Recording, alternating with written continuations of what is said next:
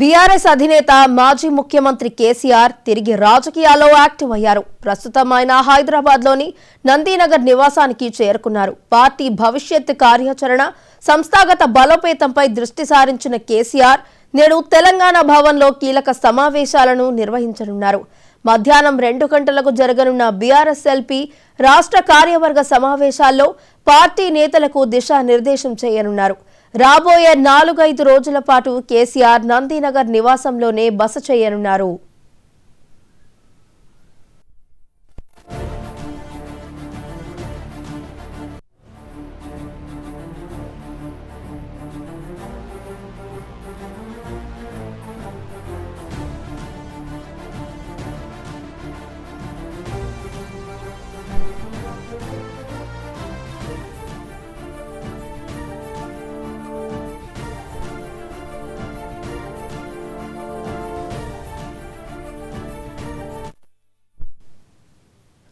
BRS అధినేత మాజీ ముఖ్యమంత్రి కేసీఆర్ తిరిగి రాజకీయాల్లో యాక్టివ్ అయ్యారు.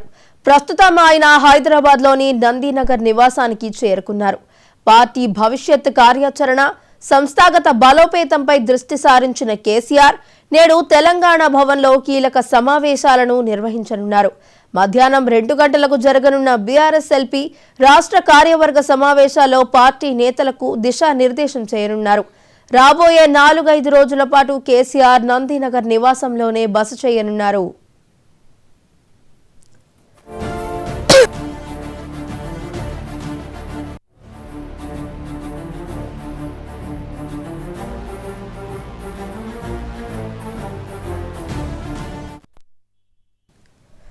బీఆర్ఎస్ అధినేత మాజీ ముఖ్యమంత్రి కేసీఆర్ తిరిగి రాజకీయాల్లో యాక్టివ్ అయినట్టు తెలుస్తుంది. ఇక ఇదే అంశానికి సంబంధించి మరింత సమాచారాన్ని మా ప్రతినిధి రామ్ నరేష్ అందించడానికి సిద్ధంగా ఉన్నారు. రామ్ నరేష్,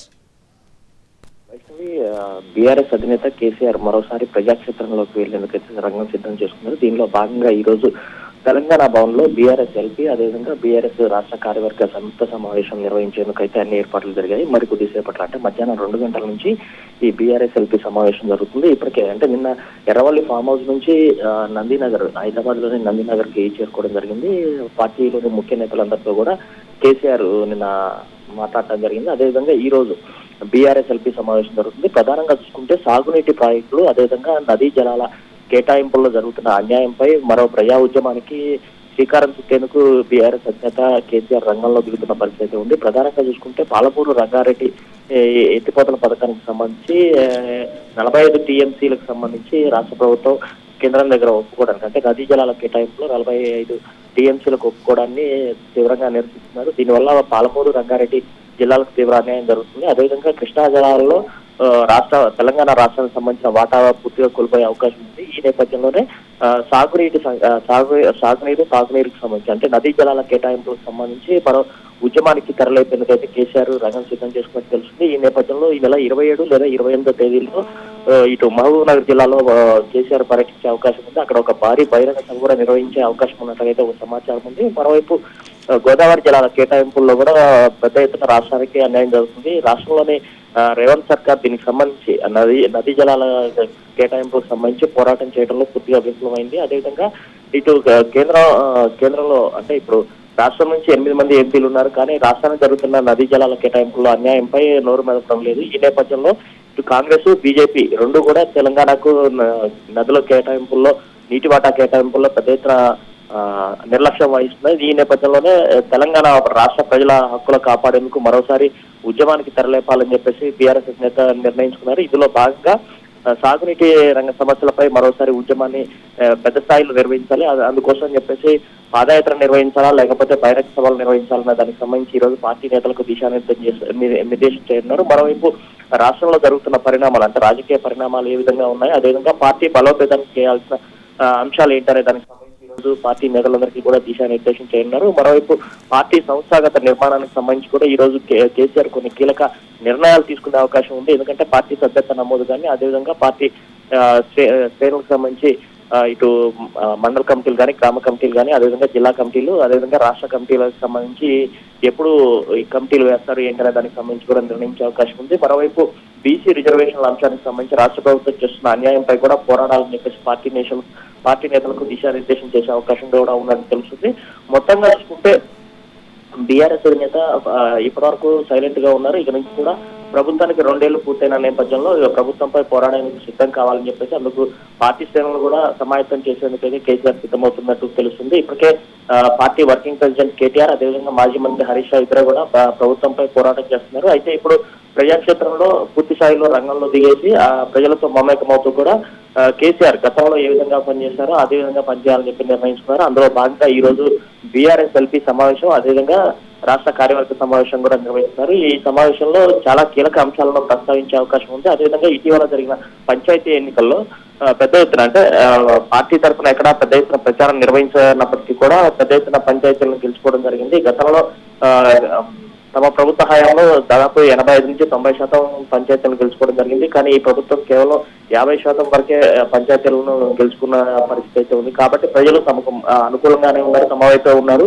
మళ్ళీ కేసీఆర్ రావాలని చెప్పేసి అనుకుంటున్నారు. కాబట్టి దానికి తగ్గట్టుగా కార్యాచరణ ఉండాలని చెప్పేసి ప్రజాక్షేత్రంలో, అంటే ఇప్పటివరకు కొంతమంది ఎమ్మెల్యేలు ప్రజాక్షేత్రంలో తిరగడం లేదు, అంటే ఎమ్మెల్యేలు కానీ మాజీ మంత్రులు కానీ ఎవరు ప్రజాక్షేత్రంలో ఉండట్లేదు. కాబట్టి వాళ్ళంతా కూడా ప్రజలతో ఉండాలన్న ఉద్దేశంతో ఈ రోజు కొన్ని కీలక అంశాలను కూడా ప్రస్తావించే అవకాశం ఉంది. మరోవైపు పార్టీ నిర్మాణానికి సంబంధించి కూడా చాలా కీలక అంశాలను ప్రస్తావించే అవకాశం ఉన్నట్టు తెలుస్తుంది.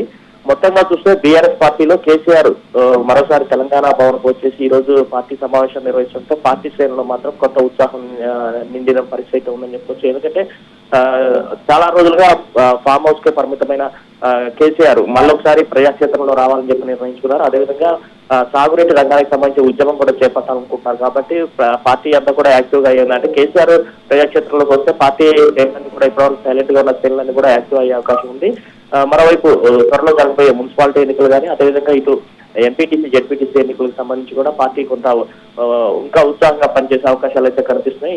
దీనికి సంబంధించి పార్టీ నేతలు, అంటే కేసీఆర్ వస్తున్నారు కాబట్టి పార్టీ నేతలు కూడా దీనికి కొంత ఉత్సాహంగా పనిచేసే అవకాశం ఉంది. మరోవైపు పార్టీ మారిన ఎమ్మెల్యేలకు సంబంధించిన అంశానికి సంబంధించి స్పీకర్ తీసుకున్న నిర్ణయంపై కూడా కేసీఆర్ కొన్ని కీలక వ్యాఖ్యలు చేసే అవకాశం ఉంది. ఎందుకంటే వాళ్ళంతా కూడా పార్టీ మారినట్టు కీలక ఆధారాలు ఉన్నాయి. వాళ్ళు పార్టీ మారుతున్నట్టుగా కూడా కాంగ్రెస్ పార్టీలో తిరిగి ప్రచారం చేయడం కానీ, అదేవిధంగా ఏఐసీ సమావేశాలకు వెళ్ళడం కానీ, అదేవిధంగా దానా నాగేందర్ పార్లమెంటు అంటే ఎమ్మెల్యేగా ఉండి కూడా ఆయన పార్లమెంట్ స్థానానికి, సికింద్రాబాద్ పార్లమెంట్ స్థానానికి పోటీ చేసి ఓడిపోవడం జరిగింది. అదేవిధంగా కడియం శ్రీహరి తన కూతురు కోసం అని చెప్పేసి కాంగ్రెస్ పార్టీకి సంబంధించి ప్రచారం చేయడం జరిగింది. ఇన్ని ఆధారాలు ఉన్నప్పటికీ కూడా ఎక్కడ కూడా వాళ్ళు పార్టీ మారలేదంటే స్పీకర్ నిర్ణయం ప్రకటించారు. దీనిపై కూడా స్పందించే అవకాశాలు అయితే ఉన్నట్టు తెలుస్తుంది. మొత్తంగా చూసుకుంటే ఇప్పుడు కేసీఆర్ రాక పార్టీ శ్రేణులు కొత్త ఉత్సాహాన్ని నింపింది. మరోవైపు కేసీఆర్ ఆరోగ్యం పట్ల ఇటీవల పార్లమెంట్ సమావేశాలు ముగింపు సందర్భంగా పార్టీ ఎంపీలతో ప్రధాని మోడీ కేసీఆర్ ఆరోగ్యంపై ఆరా తీయడం కూడా పార్టీ శ్రేణుల్లో కొంత ఉత్సాహాన్ని నింపిందని చెప్పుకోవచ్చు. ఎందుకంటే ప్రధాని మోడీ సైతం కూడా కేసీఆర్ గురించి ఆరా తీస్తున్నారంటే కేసీఆర్ కున్న విలువ ఏంటనేది ప్రజలు గుర్తించాలంటూ కూడా వాళ్ళు ప్రచారం సాగిస్తున్న పరిస్థితి ఉందని చెప్పుకోవచ్చు. Vaishnavi. Right, thank you Ram Naresh.